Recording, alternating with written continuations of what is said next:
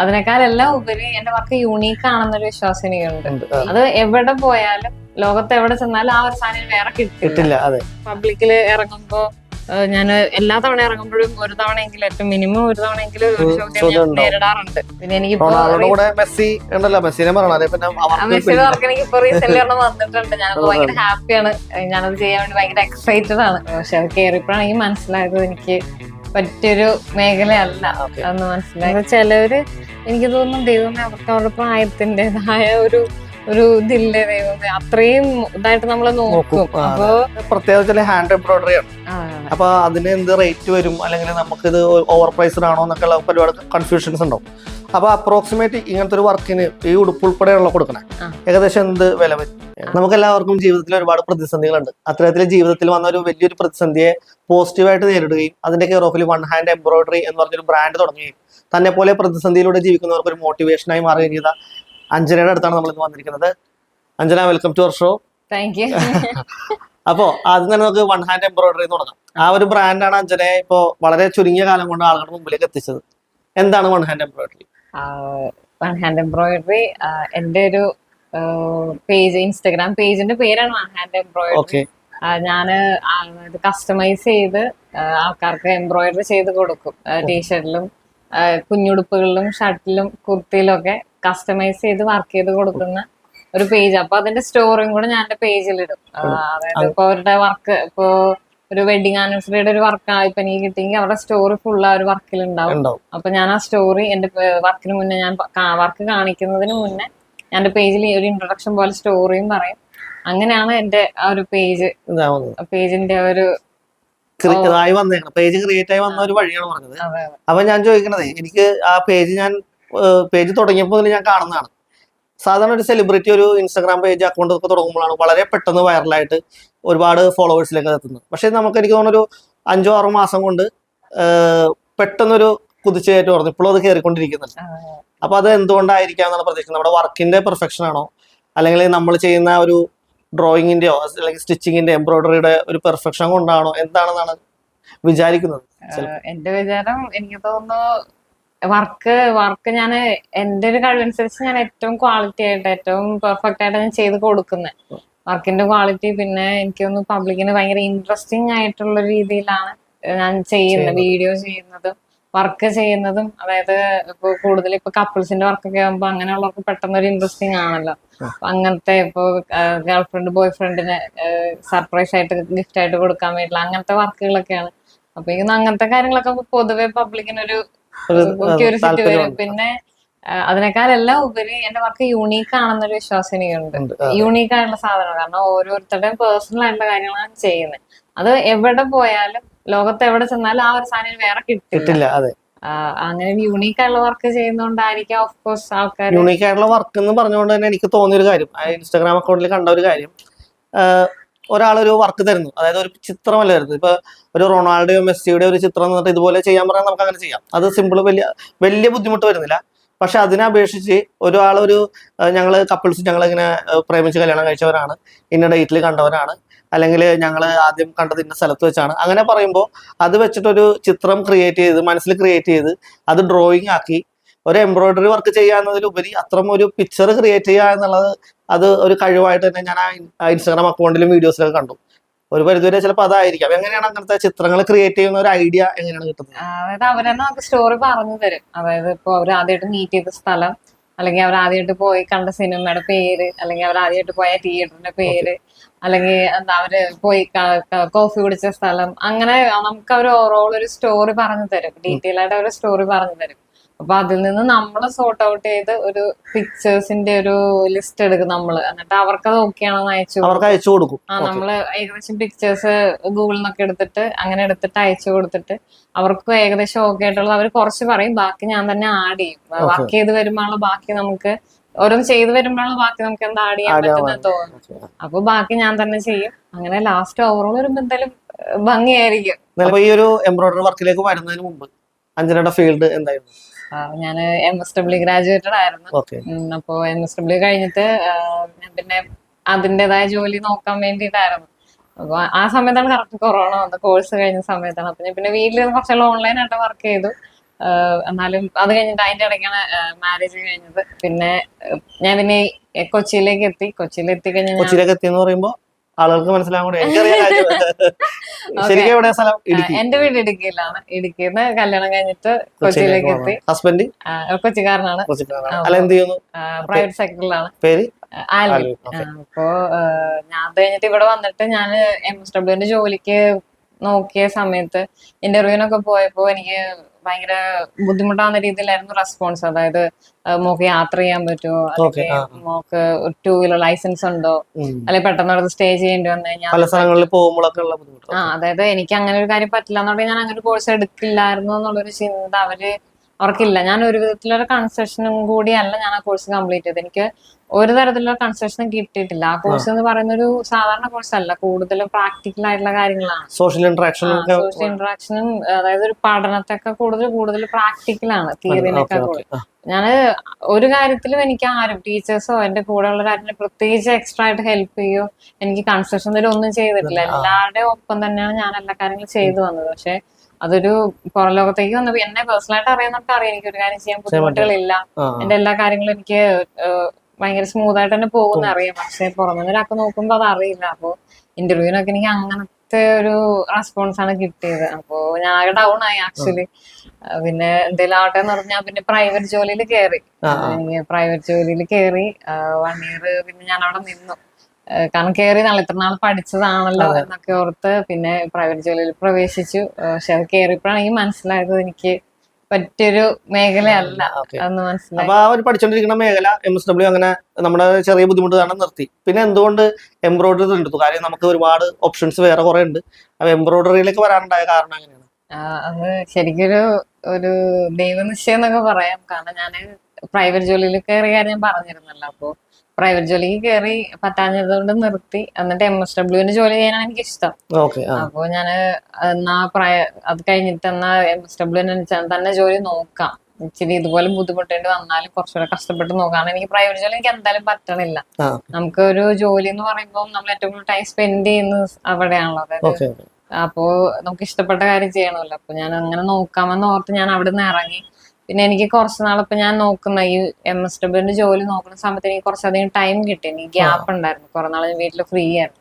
അങ്ങനെ ഇരിക്കുന്ന സമയത്താണ് ഇതുപോലെ ഹസ്ബൻഡിന്റെ കസിന് ഒരു ബേബി ഉണ്ടായപ്പോ ആളുടെ കുഞ്ഞുടുപ്പിൽ ഞാൻ ചെറിയൊരു പൂവ് കണ്ട്, കുഞ്ഞുടുപ്പില്. അത് കണ്ടപ്പോ പെട്ടെന്ന് തന്നെ അത് ക്യാച്ച് ചെയ്തു. എനിക്ക് പെട്ടെന്ന് എന്റെ മനസ്സിൽ തട്ടി. അപ്പൊ ഞാൻ അത് നോട്ട് ചെയ്തു. പിന്നെ ഞാൻ എന്റെ വീട്ടിൽ പോയപ്പോ ഞാൻ ഇതുപോലെ എന്റെ അമ്മച്ചിയോടൊക്കെ പറഞ്ഞിട്ട് ഞാൻ അതിൽ പഴയൊരു തുണിയൊക്കെ എടുത്ത് അമ്മച്ചിയുടെ കയ്യില്, അമ്മച്ചി തയ്ക്കും. അപ്പൊ അല്ല പുറത്തേക്ക് തയ്ക്കില്ല, സ്വന്തം. അപ്പൊ അമ്മച്ചിയുടെ കയ്യിലുള്ള സാധനങ്ങളൊക്കെ എടുത്ത് ഞാൻ പതിയെ എന്റെ ഒരു കഴിവൊക്കെ വെച്ചിട്ട് ഞാൻ ഫോണിൽ ഇപ്പൊ പിക്ചറൊക്കെ നോക്കി, ഫോണിൽ നിന്ന് ഞാൻ പിക്ചർ നേരിട്ട് ഒരു പഴയ തുണിയിലേക്ക് വരച്ച് ഞാൻ തന്നെ തയ്ച്ചൊക്കെ നോക്കിയപ്പോ എനിക്ക് തോന്നി കൊള്ളാം, കുഴപ്പമില്ല, വലിയ മോശമല്ല. ആദ്യമായിട്ട് തയ്ക്കുന്നതാണ്, എന്നാലും വലിയ മോശമല്ലാന്ന് എനിക്ക് തോന്നി. അങ്ങനെ എന്നാ അടുത്ത സ്റ്റെപ്പിലേക്ക് കടക്കാന്ന് ഓർത്തു. അങ്ങനെ കുറച്ചുകൂടെ നല്ല തുണിയിലേക്ക് തയ്ച്ചു. പിന്നെ അത് ഞാനിങ്ങനെ ഓരോ തുണി മാത്രം ആക്കാണ്ട് അതുപോലെ കുഞ്ഞുടുപ്പുകൾ തയ്ച്ചു ഞാൻ. പിന്നെ കൈകൊണ്ട് അന്നേരം മെഷീനിൽ തയ്ക്കാറായിട്ടില്ല, ഞാൻ പഠിച്ചിട്ടില്ല. അത് കഴിഞ്ഞിട്ട് പിന്നെ ഞാൻ അത് നമുക്ക് ഏറ്റവും റിസ്ക് കുറവാണല്ലോ ടീഷർട്ടിൽ തയ്ക്കുന്നത്, നമുക്ക് വേറെ സൈസിന്റെ വേറെ പ്രശ്നം വരുന്നില്ല. അപ്പൊ ഞാൻ പതിയെ എന്റെ പഴയ ടീഷർട്ടിലൊക്കെ ഞാൻ പതിയെ ഓരോരോ ചെറിയ വർക്കുകൾ ചെയ്യാൻ തുടങ്ങി. പിന്നെ ഹസ്ബൻഡിന് ചെയ്യാൻ തുടങ്ങി. അങ്ങനെയാണ് ഞാൻ എംബ്രോയിഡറിയിലേക്ക് കടക്കുന്നത്. അപ്പൊ എനിക്ക് ആ സമയത്ത് ഒരുപാട് ടൈം ഉണ്ടായിരുന്നോണ്ട് എനിക്ക് ഒത്തിരി ടൈം കിട്ടി വളരെ സാവധാനം ഓരോ കാര്യങ്ങൾ പഠിച്ചെടുക്കാൻ. അപ്പൊ ഞാൻ ഇപ്പൊ ഞാൻ നന്നായിട്ട് ചെയ്യുന്നുണ്ട്. അപ്പൊ ആ സമയത്ത് സ്പീഡ് കൂടിയിട്ടുണ്ട്, ഭംഗിയുണ്ടെന്ന് എനിക്ക് തോന്നി. ഇപ്പൊ ചെയ്യുമ്പോ കുറച്ചുകൂടെ നന്നായിട്ട് ചെയ്യുന്നുണ്ട്. അപ്പൊ എനിക്ക് ഒത്തിരി ടൈം കിട്ടി ആ ഒരു ഇതില് ഞാൻ വളരാൻ വേണ്ടിട്ട്. ഇപ്പൊ പറഞ്ഞുകൊണ്ട് തന്നെ ചേർത്ത് ഒരു കാര്യം ചോദിക്കാണ്. നമ്മൾ ഇത്രയും വലിയൊരു കോഴ്സ് സാധാരണ എല്ലാവർക്കും കിട്ടുന്ന ഒരു കോഴ്സ് അല്ല, കുറച്ച് കോംപ്ലിക്കേഷൻ ആയിട്ടുള്ള സംഭവമാണ്. അപ്പൊ അതെടുത്ത് പഠിച്ചിട്ട് നമ്മളിപ്പോ അതുമായിട്ട് യാതൊരു ബന്ധമില്ലാത്ത എംബ്രോയിഡറി ഫീൽഡിലേക്ക് വരുന്നു. ഇപ്പൊ ചോദിക്കുമ്പോൾ അതിന്റെ ടോപ്പിൽ പീക്കിലേക്ക് പോയിക്കൊണ്ടിരിക്കുകയാണ്. അപ്പൊ ആ എംബ്രോയിഡറി വർക്കിലേക്ക് സ്റ്റാർട്ട് ചെയ്ത് വരുമ്പോൾ നമ്മുടെ റിലേറ്റീവ്സോ കസിൻസോ അല്ലെങ്കിൽ നമ്മുടെ ക്ലോസ് ഫ്രണ്ട്സോ അങ്ങനെ ആരെങ്കിലും എന്തുകൊണ്ടാണ് നീ ഇത് കളഞ്ഞിട്ട് ഇതിലേക്ക് പോകേണ്ട ആവശ്യം ഉണ്ടായിരുന്നു എന്നുള്ള രീതിയിൽ എന്തെങ്കിലും ചോദ്യങ്ങളോ അങ്ങനെ എന്തെങ്കിലും ഉണ്ടായിരുന്നു? ഇല്ല, എനിക്ക് ഇതുവരെ ആരും എനിക്ക് അങ്ങനെ ചോദിച്ചില്ല. എനിക്ക് എല്ലാവരും ഞാനിപ്പോ പെട്ടെന്നുള്ള ആരും പ്രതീക്ഷിച്ചില്ല, ഞാൻ തന്നെയല്ല എന്റെ കൂട്ടത്തിലുള്ള ആരും പ്രതീക്ഷിക്കാത്തൊരു ലെവലിലേക്കാണ് ഇപ്പൊ എത്തി നിൽക്കുന്നത്. അപ്പൊ ആരും അങ്ങനത്തെ ഒരു ചോദ്യം ഇതുവരെ എന്റെ അടുത്ത് നേരിട്ട് ചോദിച്ചിട്ടേ ഇല്ല. കാരണം എല്ലാവർക്കും എനിക്കൊന്നും അത്രയും പെട്ടെന്ന് അച്ചീവ് ചെയ്യാൻ പറ്റുന്ന നല്ലൊരു ലെവലിലേക്ക് എത്താൻ പറ്റി. അപ്പോ ആരുടെയും ഭാഗത്ത് നിന്ന് എനിക്ക് മോശമായിട്ടുള്ള റെസ്പോൺസോ അല്ലെങ്കിൽ എന്നെ കൺഫ്യൂഷൻ ആവുന്ന രീതിയിലുള്ള ഒരു ക്വസ്റ്റ്യൻസ് ആരും എന്റെ അടുത്ത് ഇതുവരെ ചോദിച്ചിട്ടില്ല. ഒരു വീഡിയോയിൽ കണ്ടതാണ്, നമ്മൾ ആദ്യം ചെയ്യുമ്പോൾ നമുക്ക് എന്തൊക്കെ മെറ്റീരിയൽ യൂസ് ചെയ്യണം. ഇപ്പോൾ ത്രെഡ് ആയിക്കോട്ടെ, അല്ലെങ്കിൽ ഡ്രോയിങ് ചെയ്യാനുള്ള പേപ്പർ വെച്ച് ചെയ്യാമ്പോൾ തുണിയിലേക്ക് ഇത് പിക്ചർ എങ്ങനെ സ്റ്റിക്ക് ചെയ്യണം എന്നുള്ള കാര്യങ്ങളൊന്നും നമുക്ക് ഇപ്പൊ അതിനെ കുറിച്ച് ഒരു ഏകദേശ ധാരണ പല ആളുകളും, പരിചയമില്ലാത്ത പല ആളുകളും പറഞ്ഞു തന്നു. അതെ, അതായത് ഓരോ വീഡിയോയിലും ഓരോ ഡിഫക്റ്റ്, അതായത് എനിക്ക് വരുന്ന ഒരു ബുദ്ധിമുട്ട് ഞാൻ വീഡിയോയിൽ പറയുമ്പോ എനിക്ക് അതിന്റെ അടിയിൽ ആൾക്കാർ എനിക്ക് പറഞ്ഞു തരും. എനിക്കൊന്നും എല്ലാവരും എനിക്ക് വളരെ വിശദമായിട്ട് തന്നെ എനിക്ക് കാര്യങ്ങൾ പറഞ്ഞു തരുന്നുണ്ട്. മോളെ ഇങ്ങനെ കാര്യങ്ങളൊക്കെ ചെയ്യാൻ പറ്റും, അല്ലെങ്കിൽ ഇങ്ങനെ അങ്ങനെ ചെയ്യാൻ പറ്റും. അപ്പൊ എനിക്ക് കുറെ കാര്യങ്ങൾ ഇപ്പൊ ഓരോരുത്തർ പറഞ്ഞു തന്ന് ഒത്തിരി കാര്യങ്ങൾ ഇപ്പൊ എനിക്ക് അങ്ങനെ കുറെ കാര്യങ്ങൾ ഞാൻ പഠിച്ചു. അത് എനിക്ക് തോന്നുന്നു അഞ്ജന ചെയ്യണ വീഡിയോയുടെ ഒരു പ്രത്യേകത കൂടെ ഉണ്ട്. അതായത് നമ്മളൊരു ഇൻസ്റ്റാഗ്രാമിൽ ഒരു റീൽ ഇടുമ്പോൾ നമ്മളൊരു സ്റ്റിച്ചിങ്, ഒരു എംബ്രോയിഡറി ചെയ്തു സക്സസ് ആയി എന്ന് പറഞ്ഞ് കാണിക്കലാണ് എല്ലാവരും പൊതുവെ ചെയ്യാറ്. പക്ഷെ അഞ്ജന ചില വീഡിയോ ചെയ്യുമ്പോൾ നമ്മൾ ആദ്യം ഇത് ഇങ്ങനെ ചെയ്തപ്പോൾ അത് ഇങ്ങനെ ഫോളോ ആയി പോയി, അപ്പൊ ഞാൻ ഇങ്ങനെ ചെയ്തു അങ്ങനെ. അപ്പൊ നമുക്ക് പറ്റിയ മണ്ടത്തരങ്ങളും കൂടി അല്ലെങ്കിൽ നമ്മൾ പറ്റിയ തെറ്റുകളും കൂടി പറയുമ്പോൾ അത് ഒന്നും കൂടി വിശദീകരിച്ച് ഒന്ന് ക്ലിയർ ആക്കി തരാൻ വേണ്ടി ഫോളോവേഴ്സ് ഹെൽപ്പ് ചെയ്യുന്നുണ്ട്. വളരെ അതുകൊണ്ട് അവരുടെ ഫോളോവേഴ്സിനും കൂടി ഇൻവോൾവ് പേജിൽ വരുന്നുണ്ട്. ആ ഒരു സപ്പോർട്ടും കൂടെ എനിക്ക് കിട്ടുന്നുണ്ട്. കുറെ ഫോളോവേഴ്സിന്റെ സപ്പോർട്ട് ഒരുപാട് കിട്ടുന്നുണ്ട്. ഫോളോവേഴ്സ് എങ്ങോട്ടും ദിനം പ്രതി നല്ല റീച്ച് കയറിക്കൊണ്ടിരിക്കുന്നുണ്ട്. വീഡിയോ ക്രിയേറ്റ് ചെയ്യുന്ന ആരാണ്? ഹസ്ബൻഡും ഞാനും അനിയനും എല്ലാരും കൂടെ ഹെൽപ്പ് ചെയ്യും. പറഞ്ഞല്ലോ, എന്റെ മാത്രം കഴിവല്ല.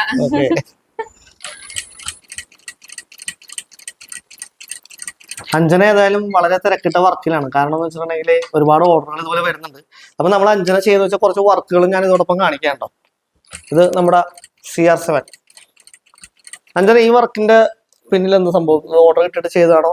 ഇതൊരു കസ്റ്റമർ പറഞ്ഞിട്ട് ചെയ്തതാണ്. CR7ന്റെ പിക്ചറും വേണം, ആളുടെ സൈനും വേണം, CR7 എന്നും ബാക്കിലും വേണമെന്ന് പറഞ്ഞിട്ട്.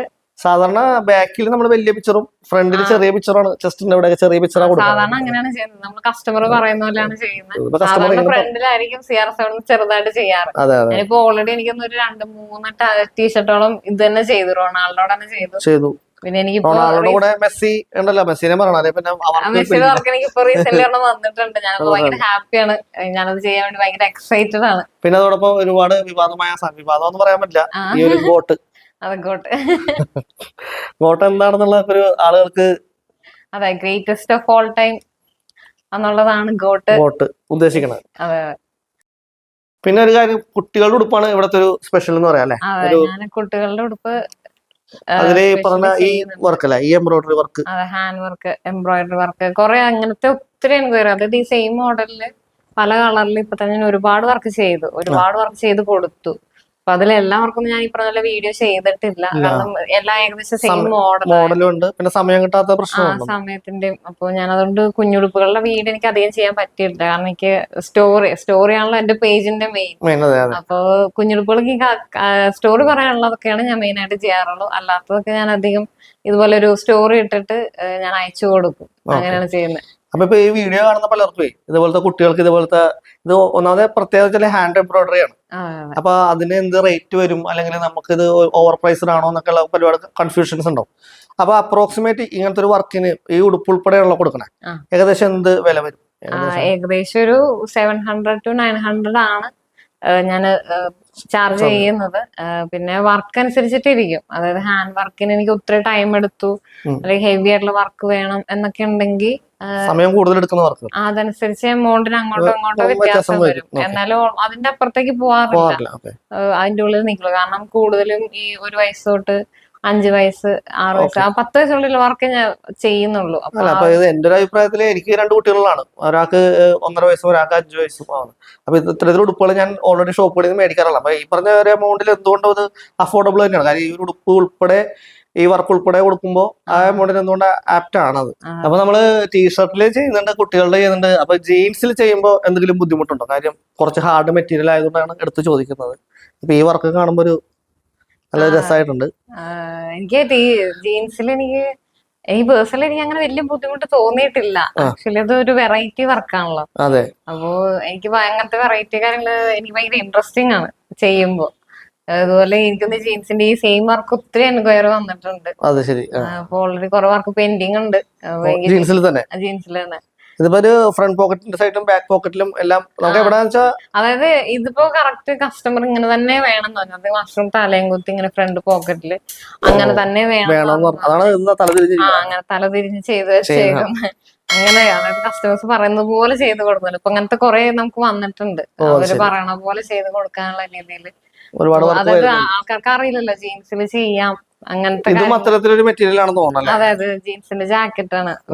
ഇതും കുറച്ചധികം ടൈം എടുത്ത് കുറച്ചധികം മെറ്റീരിയൽ വേണ്ടി വന്നു ഇത് തീർക്കാൻ വേണ്ടി. സ്റ്റിച്ചിങ് നമ്മൾ കുറച്ച് ക്ലോസിൽ വന്നാലേ അത് മനസ്സിലാവുള്ളൂ. അതുപോലത്തെ ഒരു വർക്കാണ് ഇത്. അത്യാവശ്യം ഹെവി ആയിട്ട് ചെയ്ത് വർക്കാണ്.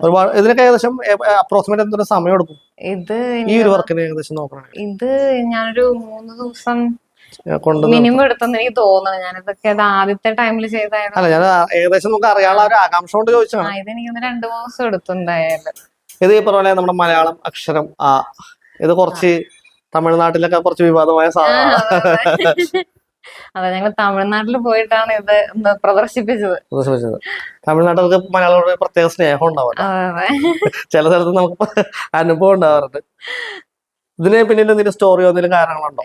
ഇത് വെച്ചിട്ടാണ് ഞാൻ എന്റെ വർക്ക് സ്റ്റാർട്ട് ചെയ്തത്. അഞ്ജനയുടെ ആയാണോ ആൽവിന്റെ ആയാണോ?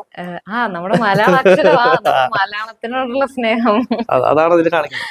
അതെ, ഓക്കെ. അതുപോലെ തന്നെ ഫ്ലവേഴ്സ്, ശരിക്കും ചെറിയൊരു വർക്ക് വരുമ്പോ അതിന്റെ ഒരു ഹൈപ്പ് ഭയങ്കര അട്രാക്ഷൻ ആയിരിക്കും. മിക്കവാറും ബ്ലാക്കിലോ അല്ലെങ്കിൽ ബ്ലാക്കിൽ വരുമ്പോ ഭയങ്കര അട്രാക്ഷൻ ആയിരിക്കും. അങ്ങനത്തെ എനിക്കൊന്ന് കൂടുതൽ ഞാൻ ഏറ്റവും കൂടുതൽ ചെയ്ത് കൊടുത്തേക്കുന്നത് ബ്ലാക്കിലും വൈറ്റിലും ആണ് ഏറ്റവും കൂടുതൽ വർക്ക് ചെയ്തേക്കുന്നത്. അപ്പൊ ഈ കപ്പിൾസിനായിട്ട് ചെയ്യുമ്പോൾ മിക്കവാറും ഒരാൾക്ക് ബ്ലാക്ക് ഒരാൾക്ക് വൈറ്റ്, അല്ലെങ്കിൽ 2 പേർക്കും ബ്ലാക്ക് അല്ലെങ്കിൽ 2 പേർക്കും വൈറ്റ്, കൂടുതൽ അങ്ങനത്തെ വർക്കുകളാണ് ഏറ്റവും കൂടുതൽ ചെയ്യുന്നത്. അപ്പൊ ഒരു സംശയം ചോദിക്കണാണ്, ഇപ്പൊ ഒരാള് കുറച്ച് ദൂരെ ഒരു ഓർഡർ തരുന്നു ഇപ്പൊ ടീഷർട്ടിൽ ചെയ്യാൻ.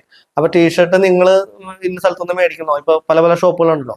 അപ്പൊ അവിടെ നിന്ന് മേടിക്കുന്നവർ സജസ്റ്റ് ചെയ്യോ, അല്ലെങ്കിൽ നമ്മൾ തന്നെ അത് മേടിച്ചിട്ട് എങ്ങനെയാണ് ചെയ്യാറ്? സാധാരണ അവര് കളറും സൈസും ഒക്കെ പറയുമ്പോ ഞാൻ സാധാരണ ഇവിടുന്ന് പർച്ചേസ് ചെയ്യുകയാണ് ചെയ്യുന്നത്.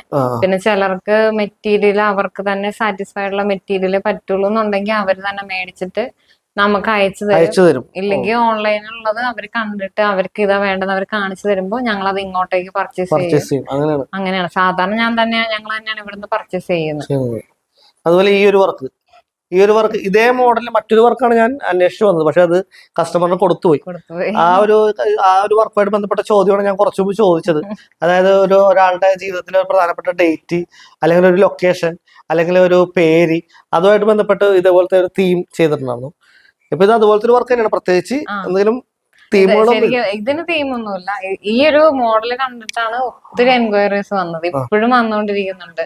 എനിക്ക് ഏറ്റവും കൂടുതൽ സമയം എടുക്കുന്ന വർക്കും ഏറ്റവും കൂടുതൽ ടഫായിട്ടുള്ള വർക്കും ഇത് തന്നെയാണ്. പക്ഷെ ഏറ്റവും കൂടുതൽ ഭംഗിയാകുന്നത് ഇതാണ്. അതായത് നമുക്കൊരു ലൈഫ് സ്റ്റോറി മൊത്തം ഇതിൽ ആഡ് ചെയ്യാൻ പറ്റും. ഒരു ലൈഫ് സ്റ്റോറി മൊത്തം ഒരു പിക്ചറിൽ ക്രിയേറ്റ് ചെയ്ത് ഒരു ടീഷർട്ടിൽ നമുക്ക് ക്രിയേറ്റ് ചെയ്യാൻ പറ്റും. ഒരു വർക്ക് കണ്ടപ്പോഴേ സംഭവം കാണുമ്പോൾ ഒറ്റ നൂലിൽ ഇങ്ങനെ വെറുതെ വരച്ചു വെച്ചേക്കണ പോലെയുണ്ട്, സിമ്പിൾ ആയിട്ട് തോന്നുന്നുണ്ട്. പക്ഷെ ഇത് അടുത്തുവന്ന് കണ്ടപ്പോഴാണ് ഇത് ഒറ്റ ലൈൻ അല്ല, കുറച്ച് പണി എടുത്തിട്ടുണ്ടെന്ന് മനസ്സിലായി. അപ്പൊ ഇത്തരത്തില് കാണുമ്പോൾ സിമ്പിൾ ആയിട്ട് തോന്നുമെങ്കിലും ഒരുപാട് സമയം എടുക്കുന്ന വർക്കുകൾ ഇഷ്ടം പോലെ ഉണ്ട്. അങ്ങനെയാണ് എനിക്ക് എല്ലാ വർക്കുകളും അങ്ങനെ തന്നെയാണ്. ഇതിപ്പോ കാണുമ്പോ പറഞ്ഞല്ലോ ഒറ്റ ലൈനായിട്ട് തോന്നുമെങ്കിലും ഞാൻ വളരെ ടൈം എടുത്ത് വളരെ ഭംഗിയായിട്ടാണ് ഞാൻ ചെയ്തേക്കുന്നത്. ഇത് അങ്ങനെ പെട്ടെന്ന് പോകൂല, കാരണം അത്രയും ഒത്തിരി പെർഫെക്റ്റ് ആയിട്ടാണ് ഞാൻ ചെയ്തേക്കുന്നത്. അങ്ങനെയാണ് എനിക്കൊന്ന് എല്ലാ വർക്കുകളും അങ്ങനെ തന്നെയാണ് ഏറ്റവും ഭംഗിയായിട്ട് ഞാൻ ചെയ്യാറുള്ളൂ. ഇതിപ്പോ സൈസ് പരമായിട്ട് കുറച്ച് വലുതാണ്. പക്ഷെ ഞാൻ പറഞ്ഞത് ചെറിയ വർക്ക്. അപ്പൊ ചെറിയ വർക്ക് പറഞ്ഞപ്പോഴാണ് തോന്നുന്നത് ഒരാള് ഇത് ഒരു സ്റ്റോറിയാണ് അല്ലെ? ഇത് ഒരു ഇംഗ്ലീഷ് സീരീസിലെ ഒരു ക്യാരക്ടറാണ്, ഹൈസൻബർഗ് എന്ന്. ആളുടെ ഫേമസ് ഡയലോഗാണ് താഴെ. അപ്പൊ ഇത് കാണുമ്പോൾ ചെറിയൊരു പിക്ചറാണ് അല്ലെ, ചെറിയൊരു ഫോട്ടോകൾ. പക്ഷെ അത് ഇതിനും ഒരുപാട് സമയം എടുത്തിട്ടുണ്ടെന്ന് എനിക്ക് തോന്നുന്നു. ഇതിനും ടൈം എടുത്തു, എങ്കിലും ചെറിയ പിക്ചേഴ്സ് ആയതുകൊണ്ട് കുഴപ്പമില്ല. എന്നാലും ടൈം എടുക്കും, ഹാൻഡ് വർക്ക് ആണല്ലോ, ടൈം എടുക്കും. അഞ്ജന ചെയ്ത ഒരുപാട് വർക്കുകളും കാര്യങ്ങളൊക്കെ നമ്മളിപ്പോൾ ഈ വീഡിയോയിൽ കാണിച്ചു. പക്ഷേ അഞ്ജന ഈ ഒരു രംഗത്ത് മാത്രമല്ല കേട്ടോ, ചെറുപ്പം മുതലേ പറയുകയാണെങ്കിൽ സൈക്ലിങ്, നീന്തൽ, ഡ്രൈവിങ്, അങ്ങനെ ഒരുപാട് മേഖലകളിൽ സ്വന്തം പ്രാവീണ്യം തെളിയിച്ചൊരു വ്യക്തി തന്നെയാണ് അഞ്ജന. ഇപ്പോൾ കരാട്ടയിലേക്കും അഞ്ജന പ്രവേശിച്ചിരിക്കുകയാണ്. കരാട്ടയിൽ നിന്ന് ഒരുപാട് മെഡലുകളും കാര്യങ്ങളൊക്കെ അഞ്ജന കരസ്ഥമായിക്കൊണ്ടിരിക്കുകയാണ്. അതിൻ്റെ വിഷയം കൂടി ഞാനിവിടെ കാണിക്കുകയാണ്.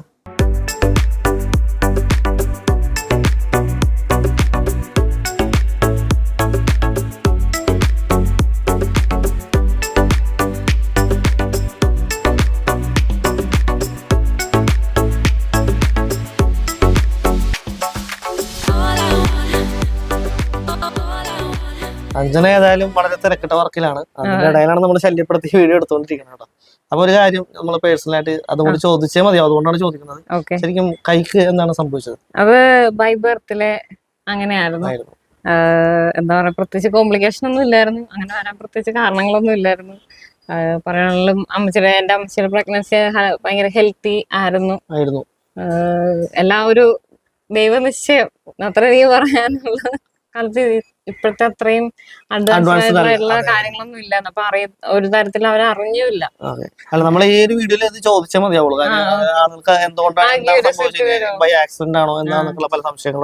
എല്ലാരും ചോദിക്കാറുണ്ട്. പബ്ലിക്കില് ഇറങ്ങുമ്പോ ഞാൻ എല്ലാ തവണ ഇറങ്ങുമ്പോഴും ഒരു തവണയെങ്കിലും, ഏറ്റവും മിനിമം ഒരു തവണയെങ്കിലും ഒരു ചോദ്യം നേരിടാറുണ്ട്. ഇതുകൊണ്ട് ഇപ്പൊ നമ്മള് ജനിച്ച കുട്ടി എന്ന് പറയുമ്പോൾ സ്വാഭാവികമായിട്ടും ആ കുട്ടിക്ക് അത് മനസ്സിലായിട്ടില്ല, ഇങ്ങനെ ഒരു വ്യത്യാസമുള്ള കാര്യം. ജനിച്ചൊരു കുറച്ച് കാര്യങ്ങളൊക്കെ മനസ്സിലാക്കി തുടങ്ങുമ്പോഴായിരിക്കും ഇതിലേക്ക് വന്നത്. അപ്പൊ അത് എങ്ങനെയായിരുന്നു ആ ഒരു ഫീലിംഗ്? നമുക്കത് ആലോചിക്കുമ്പോ അത് എങ്ങനെയാണ് ഫീൽ ചെയ്തത്? എനിക്കൊരു LP സ്കൂള് UP സ്കൂളൊക്കെ വരെ എനിക്ക് പറഞ്ഞാൽ എനിക്ക് അറിയില്ലായിരുന്നു. അതായത് എനിക്ക് എന്റെ കാര്യങ്ങൾ ചെയ്യാൻ എനിക്ക് വേറെ ബുദ്ധിമുട്ടുകളുണ്ട്. എന്റെ എല്ലാ കാര്യങ്ങളും എനിക്ക് ചെയ്യാൻ പറ്റുന്നുണ്ടായിരുന്നു. അപ്പൊ എനിക്ക് സത്യം പറഞ്ഞാൽ എനിക്ക് അറിയില്ലായിരുന്നു. എനിക്ക് ഈ പറഞ്ഞ പോലെ എന്റെ വീടിന്റെ തൊട്ടടുത്തുള്ള സ്കൂളും ആയിരുന്നത് കൊണ്ട് ഇതുപോലെ ആൾക്കാരുടെ നോട്ടമോ ചോദ്യമോ ഒന്നും ഞാൻ ബുദ്ധിമുട്ടിച്ചിട്ടില്ല ആ ഒരു കാലഘട്ടത്തില്. അതുകൊണ്ട് തന്നെ എനിക്ക് അങ്ങനെ ഒരു കയ്യില്ലെന്നുള്ള തോന്നൽ എനിക്ക് ആ ഒരു ചെറുപ്പ കാലഘട്ടത്തിൽ വന്നിട്ടില്ല. പിന്നീട് വലിയ വലിയ സ്റ്റേജിലേക്ക്, അതായത് നമ്മൾ ആ ഒരു ടീനേജ് പ്രായത്തിലേക്ക് കടക്കുമ്പോഴേക്കും നമുക്ക് ആ ഒരു ബോഡി കോൺഷ്യസ് ഒക്കെ വരും. നമ്മൾ അങ്ങനെയൊക്കെ ചിന്തിക്കാൻ തുടങ്ങും, നമ്മള് സൗന്ദര്യത്തിന്റെ കാര്യം ചിന്തിക്കാനൊക്കെ തുടങ്ങിയ സമയത്താണ് എനിക്ക് അങ്ങനെ ഒരു സംഭാവന ഇല്ല എന്നുള്ളൊരു ചിന്ത എനിക്ക് വരാൻ തുടങ്ങിയത്. അല്ലാതെ എനിക്ക് എന്തെങ്കിലും കാര്യങ്ങൾ ചെയ്യാനുള്ള ബുദ്ധിമുട്ടല്ല, അവിടെ ഒരു സാധനം ഇല്ലാത്തത് കൊണ്ട് ഒരു വൃത്തികേടുണ്ട്, ഒരു അഭംഗിയുണ്ട് എന്നെനിക്ക് മനസ്സിലായി. അങ്ങനെ ഞാൻ പിന്നെ കുറച്ച് കഴിഞ്ഞപ്പോഴത്തേക്കും ഈ പറഞ്ഞ പോലെ അതുവരെ ഞാൻ എല്ലാ പരിപാടികളിലും സ്പോർട്സ് ഒഴിച്ച് ബാക്കി എല്ലാത്തിലും ഞാൻ ആക്റ്റീവ് ആയിരുന്നു. പിന്നെ പതിയെ ഞാൻ എല്ലാ കാര്യത്തിലും പുറകോട്ട് വരാൻ തുടങ്ങി. അങ്ങനെ കുറച്ച് ബുദ്ധിമുട്ടുകൾ ഞാൻ നേരിട്ടിട്ടുണ്ട്. ഓഫ്കോഴ്സ് എനിക്കൊന്ന് ഈ ഒരു സ്റ്റേജിൽ എല്ലാരും ആ ഒരു ബുദ്ധിമുട്ടുകൾ നേരിട്ടിട്ടുണ്ടാവും. എനിക്കൊന്നു ഇപ്പോ എനിക്ക് എന്റെ ഫാമിലി പിന്നെ എന്റെ കോഴ്സ് അതൊക്കെ ഹെൽപ്പ് ചെയ്തത് കൊണ്ടാണ് ഞാനിപ്പോ ആ ഒരു ഇതെല്ലാം ഓവർകം ചെയ്ത് ഇവിടെ എത്തിയത്. പക്ഷെ അതൊക്കെ ചെയ്യാൻ പറ്റാത്ത ഒത്തിരി പേര് ഉണ്ട്, ഓഫ്കോഴ്സ് ഉണ്ടാവും. ഞാൻ അങ്ങനെയുള്ള ഒരുപാട് പേര്, ഞാൻ എന്റെ MSW പഠിക്കുന്ന സമയത്ത് അങ്ങനെയുള്ള ഒത്തിരി പേരെ ഞാൻ കണ്ടിട്ടുണ്ട്, ഒത്തിരി പേരുടെ സ്റ്റോറീസ് കേട്ടിട്ടുണ്ട്. അപ്പൊ അതൊക്കെ എന്നെ ഒത്തിരി ഹെൽപ്പ് ചെയ്തിട്ടുണ്ട്. കാരണം അവർക്കൊക്കെ കുറെ കാര്യങ്ങൾ പറ്റണില്ല. ഇപ്പോ ഒന്ന് ഒരു ചായ കുടിക്കാൻ പോകണമെന്ന് വിചാരിക്കാനുള്ള ഒരു അവസ്ഥ ഇല്ലാത്തവർ ഒത്തിരി പേരുണ്ട്. അതൊക്കെ എന്നെ ഒത്തിരി കാര്യങ്ങൾ എന്നെ മനസ്സിലാക്കി തന്നു. അതൊക്കെ വെച്ച് നോക്കുമ്പോ എനിക്ക് കുറവുകളില്ല. ഞാനിപ്പോ ഇതിനോടൊപ്പം ചോദിക്കുന്നത് വെച്ചാൽ, ഇപ്പൊ ഞാനിപ്പോ ചോദിച്ച ചോദ്യം ഉണ്ടല്ലോ, കൈക്ക് എന്ത് സംഭവിച്ചു എന്നുള്ള ചോദ്യം. ഇപ്പൊ അഞ്ജന ആദ്യമായിട്ട് ഒരാൾ വ്യക്തി കാണുമ്പോൾ സ്വാഭാവികമായിട്ടും ഉള്ളില് ചോദിക്കണമെന്നുണ്ടാവും എന്ത് പറ്റിയതാണ് എന്ന്. പക്ഷെ പലരും മടിക്കുന്നത് ഇപ്പൊ ചോദിക്കുമ്പോൾ ഇഷ്ടപ്പെടുവോ, അല്ലെങ്കിൽ ചോദിച്ചാൽ ദേഷ്യം വരുമോ, അല്ലെങ്കിൽ സങ്കടമാവോ? അപ്പൊ നമുക്കും ആ ചോദ്യം കേൾക്കുമ്പോൾ, ഇപ്പൊ അഞ്ജനക്കും ആ ചോദ്യം കേൾക്കുമ്പോൾ എന്താണ് ഫീൽ ചെയ്യുക? അപ്പൊ ആദ്യത്തെ സമയത്ത് ഫീൽ ചെയ്തതും എനിക്കൊണ്ട് ഇപ്പൊ ഈ ഒരു മോട്ടിവേഷൻ ലെവലിൽ പോയിക്കൊണ്ടിരിക്കുമ്പോൾ ഫീൽ ചെയ്യണതും തമ്മിൽ എന്തെങ്കിലും വ്യത്യാസം ഉണ്ടോ ഈ ചോദ്യം കേൾക്കുമ്പോൾ? തീർച്ചയായിട്ടും.